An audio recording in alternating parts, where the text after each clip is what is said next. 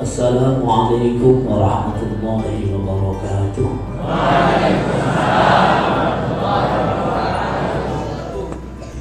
Bismillahirrahmanirrahim. Alhamdulillahil qail fi kitabihil karim wa huwa asdaqul qailin. A'udzu billahi minasyaitonir rajim. Bismillahirrahmanirrahim. Syahrul Ramadan alladzi unzila fihi al-Qur'an hudan lin-nasi wa bayyinatin minal huda wal furqan. Asyhadu an la ilaha illallah dzul jalali wal ikram wa asyhadu anna sayyidana Muhammadan abduhu wa rasuluhu sayyidina. Allahumma shalli wa sallim wa barik ala sayyidina wa maulana Muhammad wa ala alihi wa sahbihi ajma'in. Amma ba'd.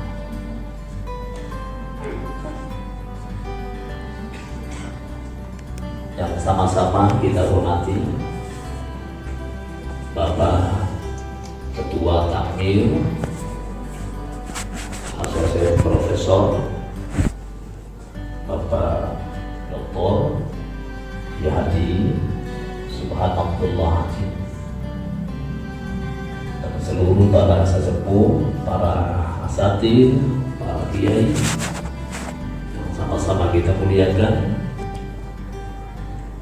para jamaah sekalian, bapak-bapak dan ibu-ibu, jamaah sholat tarawih, sholat Isya yang kami muliakan, para tokoh agama, tokoh masyarakat, dan semua saja tidak bisa sebut satu persatu yang insya Allah sama-sama dirahmati Allah Subhanahu wa Ta'ala. Singkatnya, ibu bapak sekalian yang dirahmati Allah Subhanahu wa Ta'ala. Pertama tentu kita ucapkan puji syukur kehadirat Allah Subhanahu wa Ta'ala.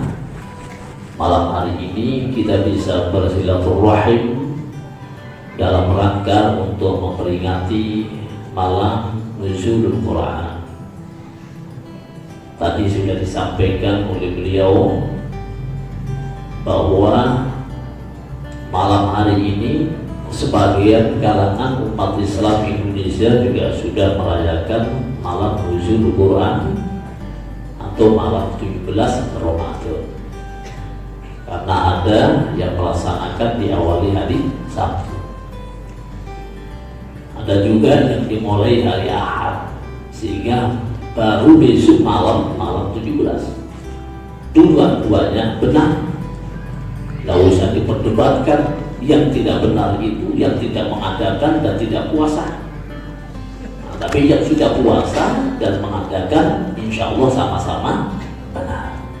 Karena itu harapan kita, mudah-mudahan Allah memberikan rahmat kepada kita semua, karena kita mencintai Al-Quran. Kalau tidak mencintai Al-Quran, maka tidak mungkin kita akan memperingati peringatan turunnya Al-Quran. Bapak Ibu jemaah sekalian rahimakumullah, karena itu pada malam hari ini mari kita sejenak, mudah-mudahan tidak lama, diingatkan nanti ya jam 9 mudah-mudahan bisa tuntas, karena ada yang melanjutkan tarawih lagi ya. Bapak Ibu sekalian yang kami muliakan, saya hanya meneruskan dan melanjutkan apa yang sudah dibaca oleh qori kita tadi. Dalam mukadimah sudah saya sampaikan, itu saja nanti kita kupas. Syahrul Ramadan alladzi unzila fihi al-Qur'an hudan lin-nasi wa bayyinatin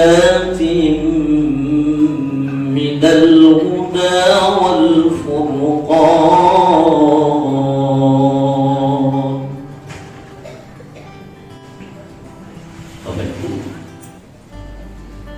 Seperti yang sudah kita ketahui bersama bahwa Al-Quran itu diturunkan oleh Allah pada bulan Ramadan. Nah, pertanyaan kita, kenapa Al-Quran diturunkan oleh Allah? Dijawab oleh Al-Quran, pada dasarnya tujuannya ada 3. Yang pertama adalah sebagai hudal linnas.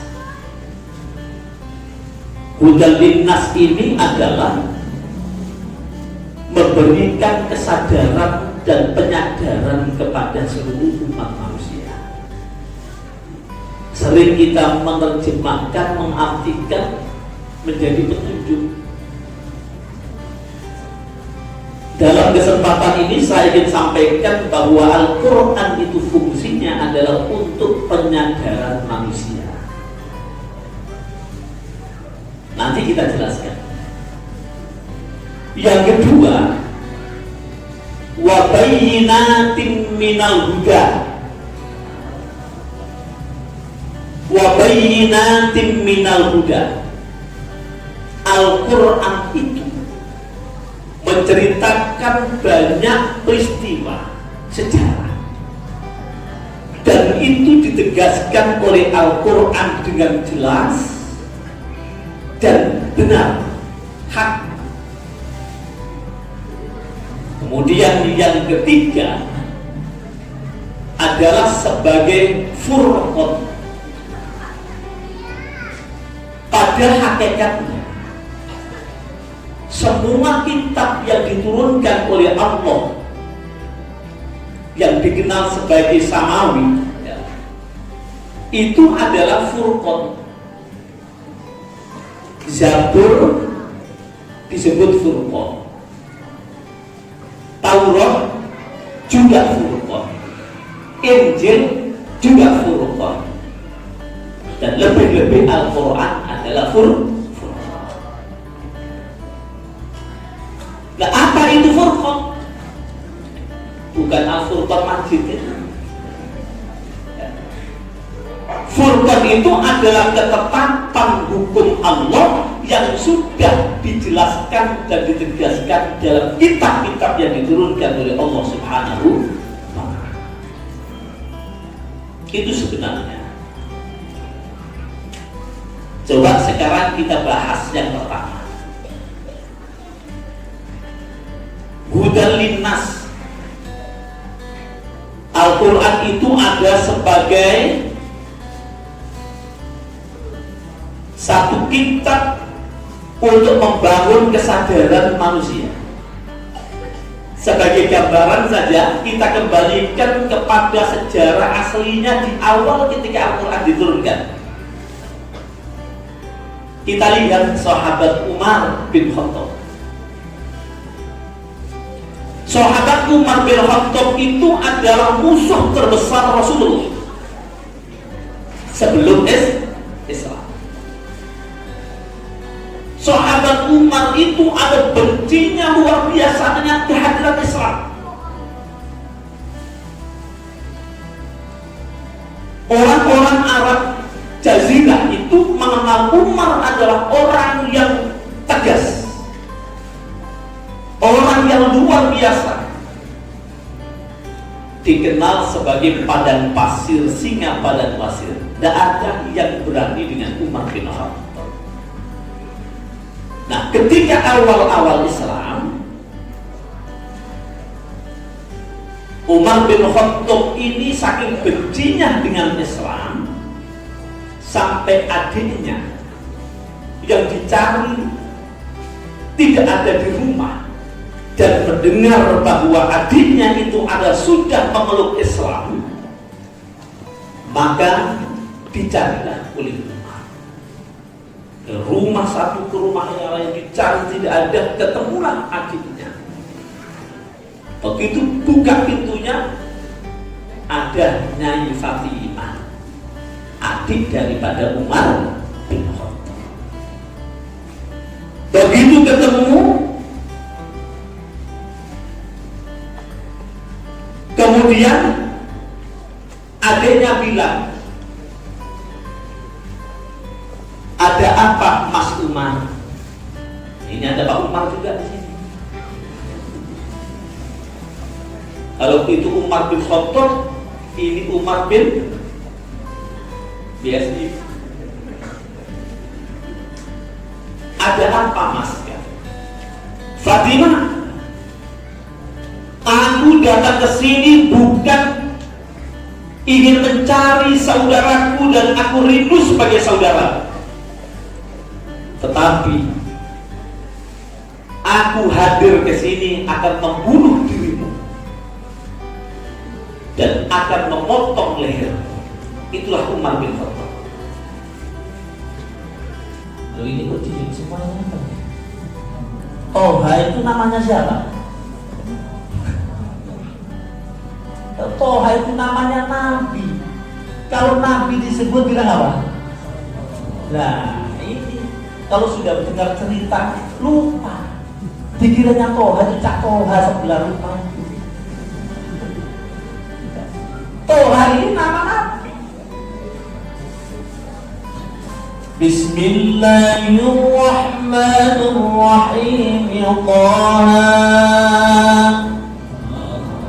ma anzalna 'alaikal Qur'ana litashqa illa tadhkiratan liman yakhsha. Sampai di situ pedangnya Sayyidina Umar yang sudah ditaruh di atas kepalanya adiknya Nyai Fatimah itu rontok langsung, gemetar Umar bin Khattab.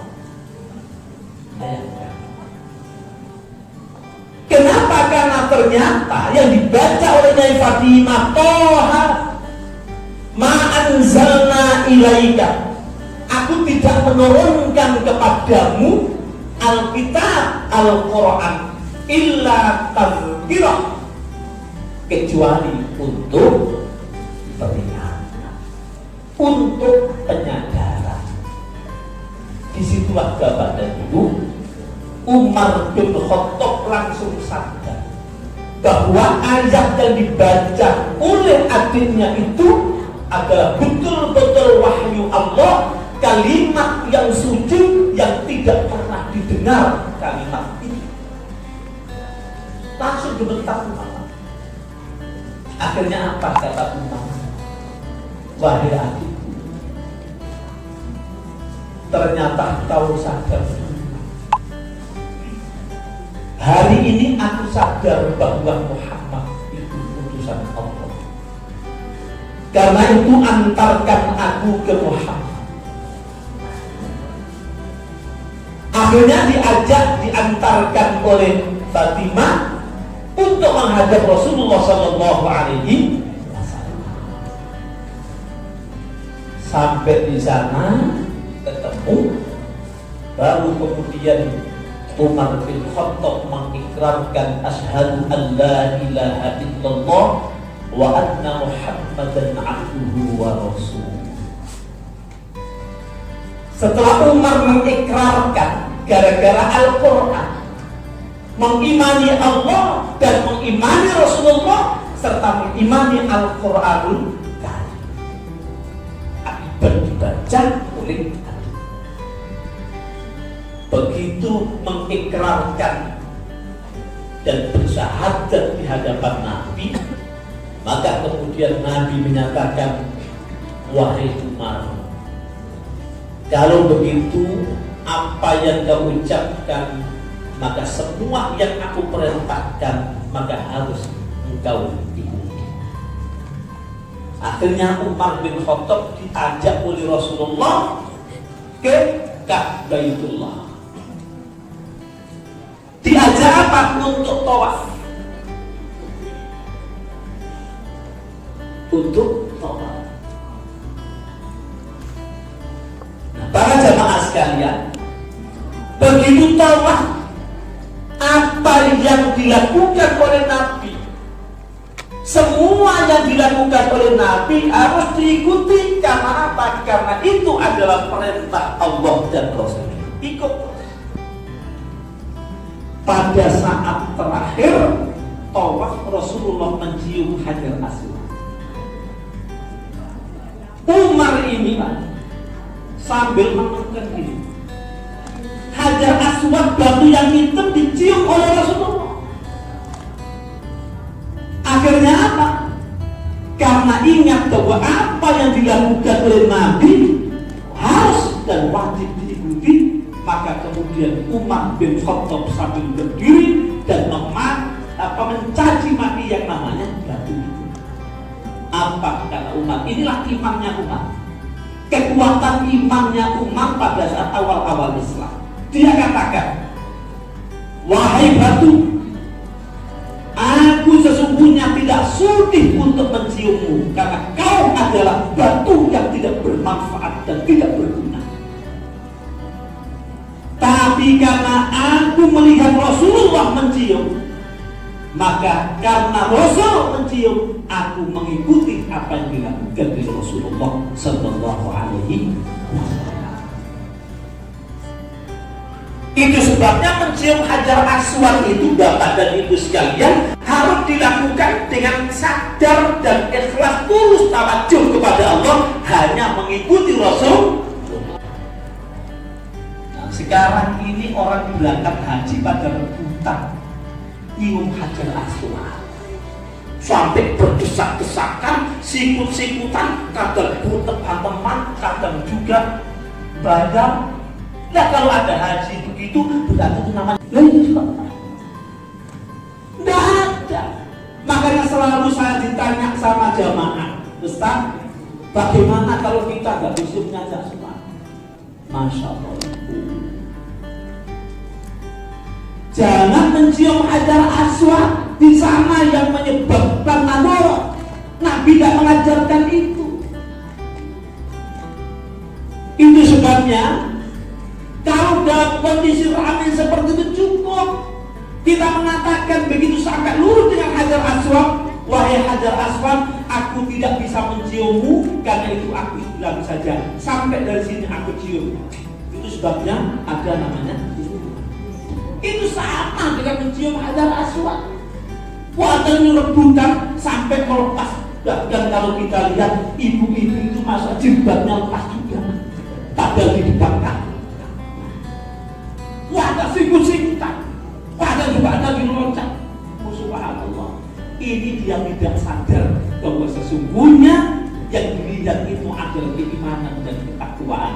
Sama dengan Sayyidina Umar. Andaikan aku tidak melihat Rasul itu menciummu, maka aku tidak akan mencium.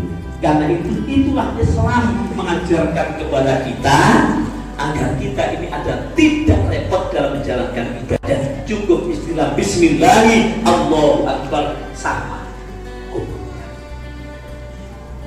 Nah, itulah Umar bin Khattab. Sampai dalam satu cerita, Bapak dan Ibu sekalian, saking gagahnya Umar bin Khattab, beraninya Umar bin Khattab, setan itu takut sama Umar. Suatu saat Umar itu di depan Ka'bah, ya di wilayah Makkah Al-Mukarramah. Biasa yang namanya setan itu keluar masuk masjid itu Rasulullah itu tahu. Karena Rasul maka tahu setan keluar masuk itu tahu.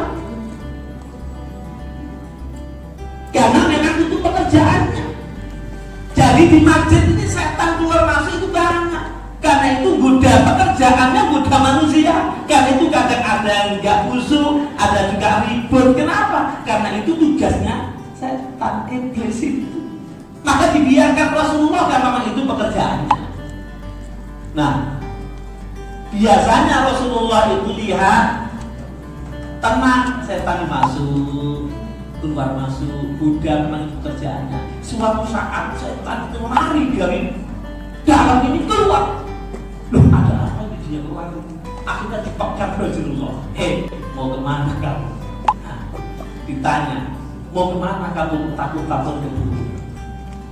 Saya takut ya Rasulullah. Takut siapa? Itu orang tidur. Siapa tidur? Umar.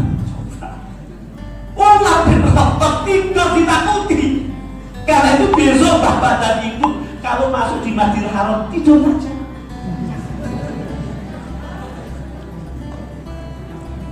Gak akan diganggu sama setan. Kata setan, ngapain diganggu orang tidur? Ya kan? Ya gak tidur berarti ganggu lah. Melihat Umar bin Khattab tidur itu lari dia. Dipegang oleh Rasulullah. Kenapa? Ternyata yang menyebabkan takut ada Umar bin Khattab. Akhirnya sahabat salah satu dipanggil Rasulullah. Sini kamu, bangunkan Umar, suruh menghadap saya. Begitu dibangunkan, Umar dipanggil oleh Nabi. Saking cintanya dengan Rasulullah dan imannya dengan Rasulullah kuat, langsung spontanitas. Masuk Rasulullah, senang hati. Akhirnya Nabi mengatakan, Umar, sejak hari ini namamu saya kasih tambahan. Maka dikasih nama Umar Al-Faruq. Mulai hari ini kau tidak akan diganggu dan setan tidak akan mengganggumu, takut kepadamu sampai nanti pada hari kiamat. Bayangkan. Jadi setan saja takut sama Umar. Karena itu ada orang yang namanya nama Faruq, hati-hati. Kalau dulu Faruq ditakuti sama setan, sekarang Faruq malah ditakuti sama setan. Nah inilah kalau kita ceritanya bahwa ternyata Al-Quran ma anzalna alaikal Qur'ana litashqa. Aku tidak menurunkan kitab itu untuk membebankan kepada umat manusia, untuk merepotkan, tapi illa tadhkira, kecuali untuk peringatan. Maka bacalah Al-Quran, cintai Al-Quran, maka insya Allah Allah juga akan memberikan kekuatan kepada kita semua. Itu yang pertama. Pertama sudah jam 9 lebih. Baru pertama ini. Apa itu sudah ada ini?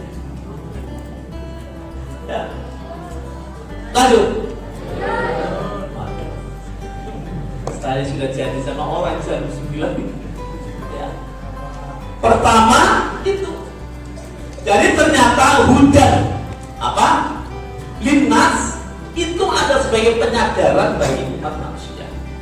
Maka mudah-mudahan kita ini bisa sadar akibat terus membaca Al-Quran, agar kita sadar bahwa Al-Quran itu telah memberikan secercah cahaya ilahiyah kepada diri kita, dan pada akhirnya kita menyadari bahwa disitulah ada kebenaran yang hakiki dalam kehidupan kita.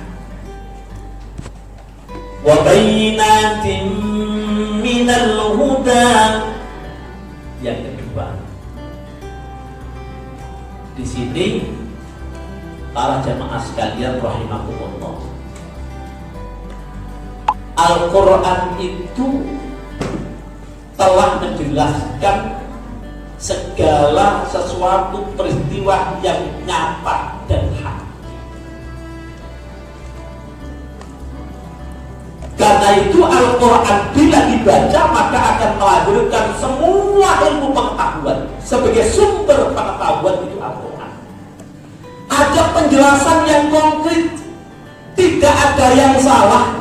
Bahkan itu Al-Quran adalah nyata dan benar. Kasus-kasus dan peristiwa yang terjadi melalui penelitian-penelitian para sosiolog, para astronomi, dan para ahli sejarah, serta para ahli-ahli yang lain, itu kemudian mengatakan bahwa pernyataan Al-Quran itu adalah jelas dan benar. Maka semakin Al-Quran didalami, maka semakin mengeluarkan mutiara-mutiara berharga. Itulah Al-Quran. Maka saya teringat ada guru saya ketika pengajian begini di sebuah lembaga yang memang munafik terbatas, SMA, tapi anaknya cerdas. Ketika guru saya menyatakan bahwa Al-Quran itu menjelaskan dengan tegas apa yang dibutuhkan oleh manusia, maka tiba-tiba ada anak maju ke depan, tanya, Kiai, apa di dalam Al-Quran ada matematika? Ada matematika. Akhirnya Kiai ini memberikan contoh. Contohnya adalah contoh Ali bin Abi Thalib. Baginda Rasul pernah menyatakan, ana Madinatul Ilm. Aku ini adalah kotanya ilmu, gudangnya ilmu. Wa Ali babuha, dan Ali itu pintunya ilmu pengetahuan. Sahabat Ali ini pernah ditanya oleh orang Yahudi ketika Nabi mengatakan ana Madinatul Ilmi wa Ali babuha, maka dia datang kepada Rasulullah, ya Rasulullah, kau mengatakan begitu, aku akan tanya kepadamu. Aku tidak tanya, pasti kau bicara. Aku ingin melihat betul tidak Sayyidina Ali itu adalah pintunya ilmu. Maka kemudian orang Yahudi datang kepada Ali, tanya. Ali jelaskan kepadamu bahwa ada bilangan manah yang bisa dibagi oleh angka 2, dan pembagian itu akan habis dibagi dengan angka. Akhirnya Sayyidina Ali ini senyum. Saya akan menjawab, kalau tadi kau mengatakan Nabi sebagai gudang ilmu dan aku pintunya, kalau aku menjawab iya, aku kelihatan sombong, kata. Tapi kalau misalkan aku tidak jawab, berarti aku tidak mengamankan dan tidak taat kepada Rasulullah. Sekarang tanya apa? Sampaikan kepada Ali. Pertanyaan tadi. Maka kata Ali, kalau begitu aku ngajukan pertanyaan dulu kepadamu, nanti baru aku jawab. Akhirnya tanya. Saya tanya kepada kalian, dalam seminggu itu hitungannya berapa hari? Dijawab 7. Betul. Kalau sebulan harinya ada berapa? 30. Kalau setahun berapa bulan? 12. Kalau begitu sekarang kalikan 7 hari tadi, 7 kali 30 berapa? 120. 120 dikalikan 12 berapa? 2.520. Sekarang bagi dengan angka 2. Itulah jawaban. Coba ini kalau nggak cerdas nggak bisa. Sayyidina Ali akhirnya orang Yahudi mabut-mabut. Anak yang tanya tadi, walaupun tidak tersirat di situ ada matematika, tapi hitungan itulah sesungguhnya matematika. Subhanallah. Inilah kehebatan Al-Quran. Nah, karena itu mari anak-anakku adik sekalian, belajarlah dengan giat. Ilmu pengetahuan itu sesungguhnya hanya ada di di Madrasatul Ilmi, dan Madrasatul Ilmi itu ada di pesantren. Ini penting. Kalau ini akan menuju ke arah yang jelas dan nyata. Itulah penjelasan daripada Sayyidina Ali. Wa bayyinatin minal huda. Nah, yang terakhir, cepat-cepat saja, Al-Furqan. Al-Furqan itu adalah ketetapan hukum Allah yang sudah termaktub di dalam kitab yang sudah ditetapkan oleh Allah. Mana hukumnya? Di ayat tadi kita teruskan, "Faman syahida minkum asy-syahra falyasum." Barang siapa yang dalam dirinya ada keyakinan sudah masuk bulan Ramadan, maka berpuasa. Nah, kalau tidak yakin, jangan puasa. Kalau sudah yakin, berpuasa. Walaupun sistem dan teori dalam kehidupan dunia untuk melihat bulan itu ada dua metode. Ada yang cara dengan ru'yatul hilal dan ada dengan hisab.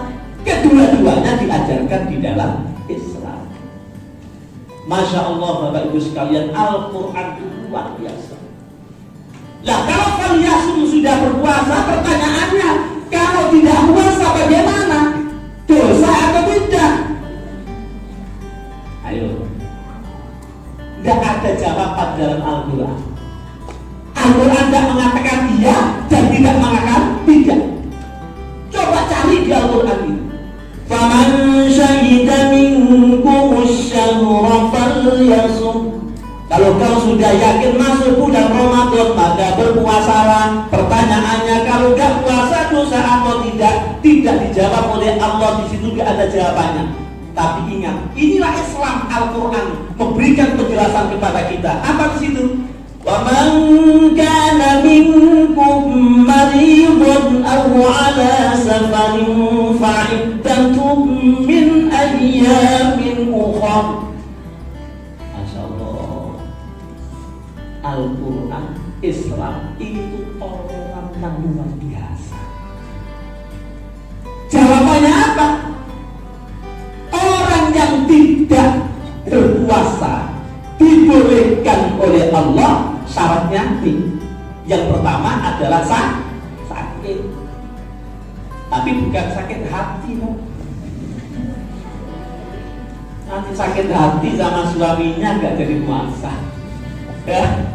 Sakit sama istrinya nggak jadi puasa, tapi betul-betul sakit. Wa man kana minkum maridun, sakit, au ala safar, atau bepergian. Tidak sekedar bepergian, nanti keluar dari rumah mau kemana? Mau Lombok Tengah, bepergian, nggak puasa, sudah. Ya, nggak begitu, ada aturannya. Nah, inilah Islam, ada toleransi yang luar biasa, menghargai. Ada orang yang tidak mampu menjalankan ibadah puasa dalam kondisi sakit atau bepergian, fa'iddatum min ayyamin ukhra, itu boleh tidak berpuasa tapi diganti pada hari yang lain. Subhanallah, toleransinya Al-Quran luar biasa. Karena itu Bapak Ibu sekalian, mudah-mudahan ya 3 fungsi diturunkan Al-Quran ini menjadi pengingat kita semua bahwa yang pertama adalah untuk menyadarkan umat manusia, hudan linnas.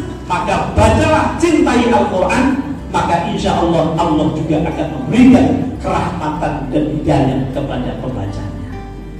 Yang kedua tadi, ikutilah apa yang sudah ditegaskan oleh baginda Rasul Muhammad Sallallahu Alaihi Wasallam, karena bukti nyata kejelasan Nabi dalam ayat maupun hadis agar sudah tegas dan jelas. Dan yang ketiga, Al-Furqan ini, mari Bapak dan Ibu sekalian, kita senantiasa melihat keberbedaan dalam ayat Al-Quran mengajarkan kepada kita bahwa kita harus saling toleran dan menghargai di dalam menjalankan ajaran agama Allah Subhanahu wa Ta'ala. Tapi demikian lebih seperempat jam, dari tadi ngajinya mau seperempat, lebihnya juga seperempat. Mudah-mudahan ada manfaatnya, dan kurang lebihnya mohon maaf yang sebesar-besarnya. Semoga kita diberikan kekuatan oleh Allah Subhanahu wa Ta'ala, berikan panjang umur, tetap sehat walafiat, sehingga kita bisa menjalankan ibadah puasa dengan sebaik-baiknya. Amin ya rabbal alamin. Nah, sampai demikian, mudah-mudahan ada manfaatnya dan kita diberikan kesehatan oleh Allah Subhanahu wa Ta'ala. Mari kita tutup majelis ini dengan doa kepada Allah Subhanahu wa Ta'ala. Bismillahirrahmanirrahim. Allahumma shalli wa sallim wa barik ala asyrafil anbiya'i wal mursalin sayyidina wa maulana Muhammad wa ala alihi wa sahbihi ajmain. Allahumma shalli ala sayyidina Muhammad salatan tunjina biha min jami'il ahwali wal afat wa taqdina biha jami'al hajat wa tutahhiruna biha min jami'is sayyi'at wa tarfa'una biha 'indaka 'alal darajat wa tuballighuna biha aqsal ghayat min jami'il khairat fil hayati wa ba'da al-mamat. Allahumma arhamna bil Qur'an waj'alhu lana imaman wa nuran wa hudan wa rahmah. Allahumma dzakkirna minhu ma nasina wa 'allimna mimma jahilna warzuqna tilawatahu ana al-layli wa atrafan nahar waj'al lana hujjatan ya rabbal alamin. Allahumma rabbana atina fid dunya hasanah wa fil akhirati hasanah wa qina 'adzaban nar wa adkhilna jannata ma'a abrar ya 'aziz ya ghaffar ya rabbal alamin. Wa sallallahu ala sayyidina Muhammad walhamdulillahi rabbil alamin. Demikian Bapak Ibu sekalian, mohon maaf. Aku qouli hadza fa astaghfirullahal azim wallahu muwaffiq ila aqwamit thoriq. Wassalamualaikum warahmatullahi wabarakatuh.